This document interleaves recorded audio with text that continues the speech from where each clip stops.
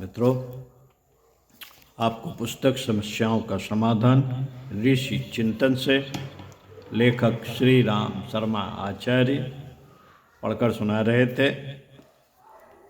आपको पढ़कर सुनाया अध्याय प्रथम व्यक्ति निर्माण का पहला विषय व्यक्ति निर्माण। व्यक्ति निर्माण के बाद दूसरा विषय है अध्याय प्रथम का सफल जीवन। इसके बाद तीसरा है मानव जीवन का उत्कर्ष, चौथा है कर्मयोग, जीवन का स्वर्णिम उत्तरार्ध, फिर आएगा अध्याय दूसरा परिवार निर्माण। तब तक सुनते रहिए। आइए सुनते हैं इसी पुस्तक से सफल जीवन।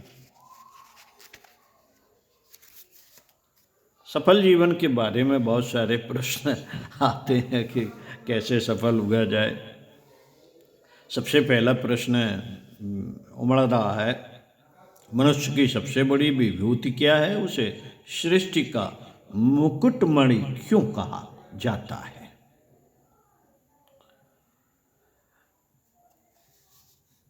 पुस्तक जीवन देवता की आराधना करें, व्यक्ति संपन्न बने, पृष्ठ 12 से इसका उत्तर आपको पढ़कर सुनाते हैं। मनुष्य को जो सबसे बड़ी विभूति प्राप्त है वह है सुर दुर्लभ मानव जीवन।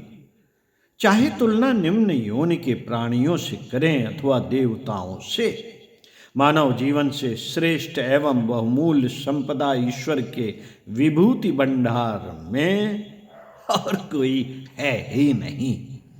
शरीर संरचना एवं मन संस्थान की दृष्टि से मनुष्य अन्य प्राणियों की तुलना में बहुत आगे है। उसे प्रकृति के रहस्यों को खोज निकालने और उनके आधार पर पदार्थ वैभव का मनचाहा उपयोग करने की अद्भुत क्षमता मिली है। ज्ञान और विज्ञान के दिव्य अस्त्र शस्त्रों से उसकी सत्ता सुसज्जित है। क्रियाशीलता, विचारणा तथा भावना के तंत्रों में इतनी उत्कृष्टता भरी पड़ी है कि उनके सहारे भौतिक एवं आत्मिक संपदाओं का प्रचुर परिमाण में उपार्जन कर सकना उसके बाएं हाथ का खेल है। गृहस्थानंद आजीविका के सुनिश्चित आधार अन्य किसी प्राणी को उपलब्ध नहीं है।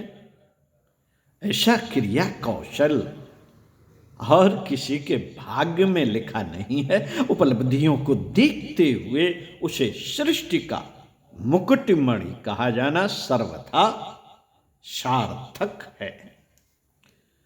ओम शांति। मिलते हैं अगले वीडियो में एक और समस्या कैसे सफल हो इसी पर बात करेंगे। ओम शांति।